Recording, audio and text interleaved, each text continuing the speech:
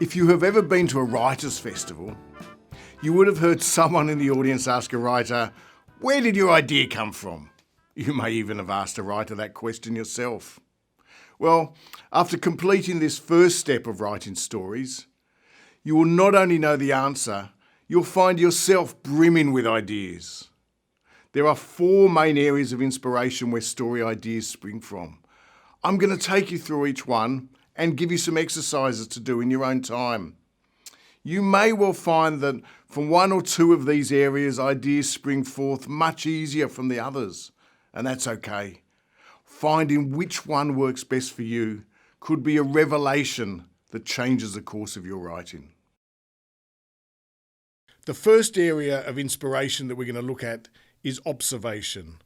This involves getting an idea and then writing a story, not from something that happened to you or that you were a part of. We'll deal with that next, but from something that you observed.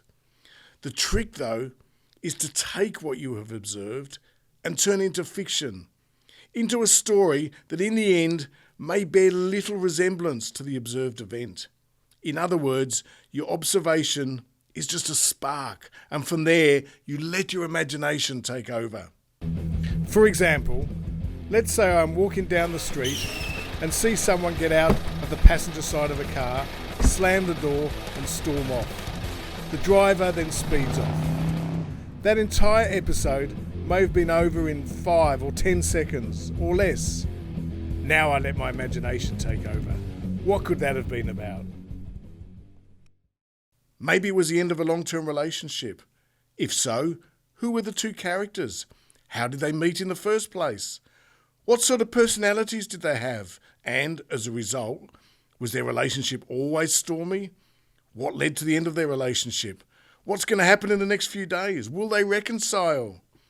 Or maybe they haven't known each other for long. Maybe the driver was just giving the passenger a lift. Perhaps it was an Uber ride, in which case, what happened in the car? What were they talking or arguing about? Or maybe, you see what I mean? I now want you to do an exercise. And the best thing is, it requires you to get up and stop looking at the screen. Actually, it's an exercise in 3 parts. Number 1, go outside and observe for 20 minutes. You can walk down the road or just stand at the front of your home and observe what's happening. Don't write anything down, just observe. Step 2, then come back inside and write down what you observed. Don't make a story out of it yet.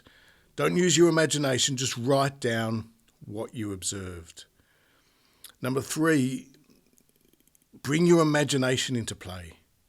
Take an incident you observed and exaggerate it. Ask yourself, what if this or that had happened, rather than what I observed? Give an imaginary life to someone who walked nearby. Or imagine what happens next if the bird you saw in a tree flew above you and dropped a gold ring to the ground in front of you, and the ring has initials inscribed on it. So you try to track down the owner of the ring. Only it's not you that's doing the tracking, it's another character. What sort of person are they? What do they find? You see how it works? This is how to let an observation idea run loose. Before we move on, I want you to do another exercise based on your observation. It will provide you with a valuable writing lesson that hopefully you will utilise in all of your writing from now on.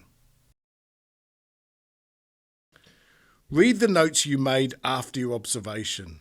Now, I didn't tell you to write down what you saw. I specifically told you to write down what you observed. But if I'm any judge, I can almost guarantee you wrote about what you observed with your eyes. Am I right?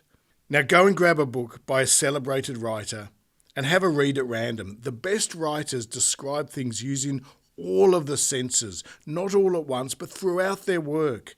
It's those other senses, sound, smell, touch and taste, that help to transport readers into the world the writer is trying to create. So as a bit of a diversion, go back outside to where you were before and observe again. Now this time, use the other senses, not just sight. Okay, now taste may be hard, but do your best with each of these other senses. And you can take notes this time. After 20 minutes, or a little less if you like, go back inside and write down what you observed this second time. When you compare the two observations, I am sure you'll agree that the second piece is far more evocative. And remember this forever, whenever you are describing anything in your writing, the more you use your senses and all of the senses, the better your writing will be. The next area of inspiration we're going to look at is writing from experience. Writing from experience involves taking incidents, events, or people from your own life and using them in a story. These people and events could have had a major impact on you, or just a minor one.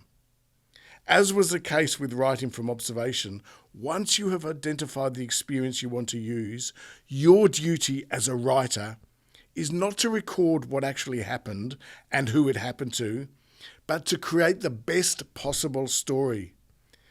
You may find it hard to do, but you need to fictionalise what happened in a way that makes the best tale, not that honours the truth. Let's see how to do that. Here's an exercise in 2 parts. Write an experience in first-person narrative from something that has happened to you in your life. Now, by first person, I mean using I as the narrator. It does not need to be more than 2 or 3 paragraphs. It can be something from your childhood, or it could be something that happened very recently. It could be a major event or something small and amusing. 1B, now rewrite that experience in third person for a story. So give the experience to a character, not you. This helps gain some distance from the experience, and it makes it easier to let go of the truth and embrace the possibilities. So embellish. Make it a better story. Create a character for whom this experience will work in a story. Preferably, your character should have characteristics and a personality that make it hard for them to experience what you had to deal with. That's conflict. It doesn't matter if you change the original event dramatically. That's what fiction writing is all about. One of the great delights I have found as a writer is the number of ideas that crop up when I'm conducting research. These ideas often have nothing to do with the subject I'm researching, so I make a note of the idea for future reference. I have found that old newspapers are a great source of ideas. Within Australia, a great place to start is Trove. Trove is a digitised record of most newspapers published in Australia over more than 200 years. It's kept by the National Library of Australia. The URL for Trove is www.trove.nla.gov.au, or just go to the National Library website and you'll find it easily. Go to www.trove.nla.gov.au, click on Digitised Newspapers and more. You can now choose to browse by title, date, place or category. Find some really old newspapers. Read the articles and see if any of them prompt an idea for a story. This prompt could be an unusual event or an interesting character, anything at all. Then let your imagination kick into gear. See where it takes you. You could set your story in the past, the present day, or even the future. If you watch kids play, you'll see they play imaginative games without being concerned about how they are perceived. You were like that once. You were impulsive. You weren't self-conscious. As kids grow up, this gift is taken from them by grown-ups, albeit grown-ups who think they are doing the right thing. If a child in preschool brings home a painting of a house that is a page full of colourful splotches, a parent exclaims, "Oh, that's beautiful." But if the same painting is brought home by a child 3 or 4 years older, the parent may say, "That's nice, but where are the windows? Where's the door?" In other words, they start stifling the child's imagination. They're doing it with the best of intentions. They're trying to protect their child, but they are nevertheless stifling the child's imagination.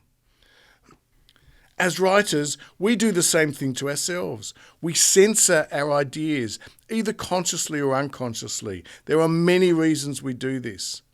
An idea may seem to be unrealistic or silly or obscene or unoriginal, or an insight into our minds that we don't want others access to.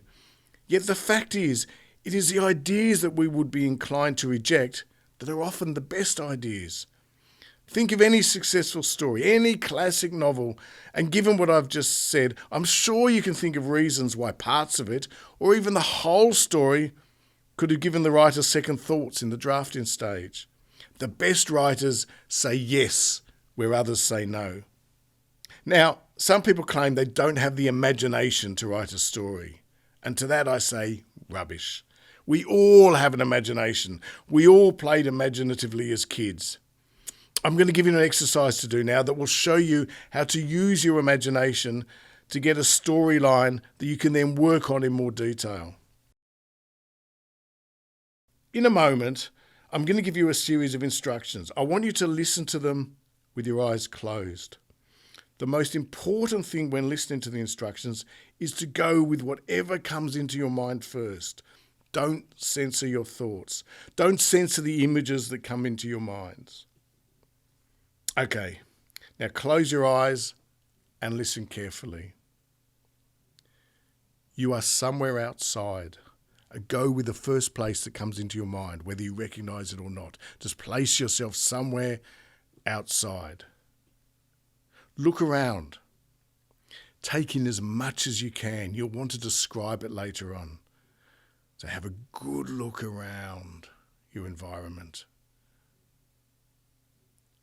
In the distance, far in the distance, you see something that you really, really want.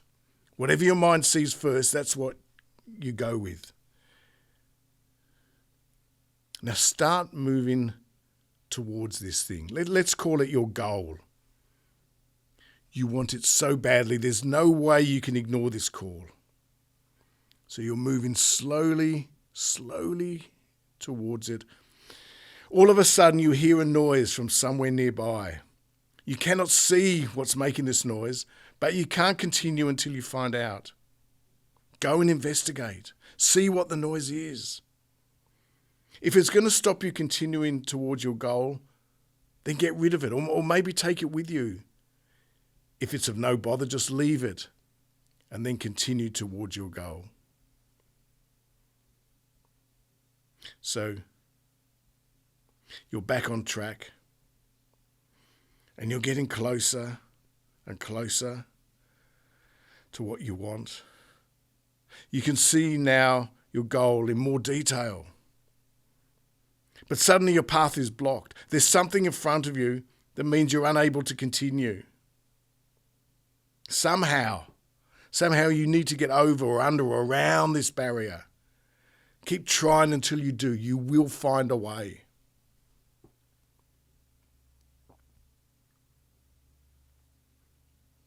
So you pass the obstacle. Well done. You're just about there.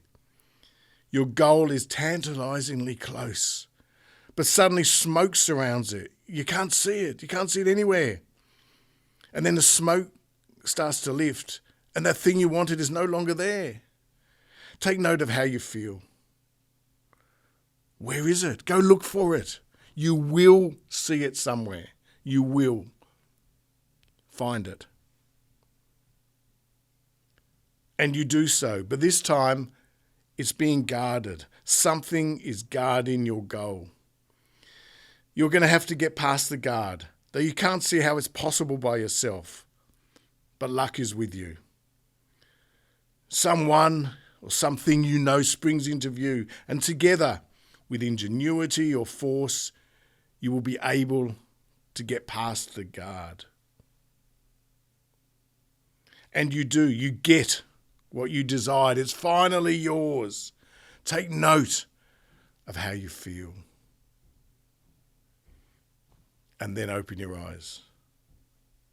Now I suggest you write that story down. Every time you want to get some details down, close your eyes and put yourself back in the story. Then take note of your surroundings in your mind. Use as many senses as possible and then continue writing. As you proceed through the other steps in this Writing Stories course, you'll notice how the instructions to the journey that you just went on in your mind form the structure and contain the key elements of storytelling. So now that you've seen how story ideas can come from different sources, let's start looking at what makes a story a great story.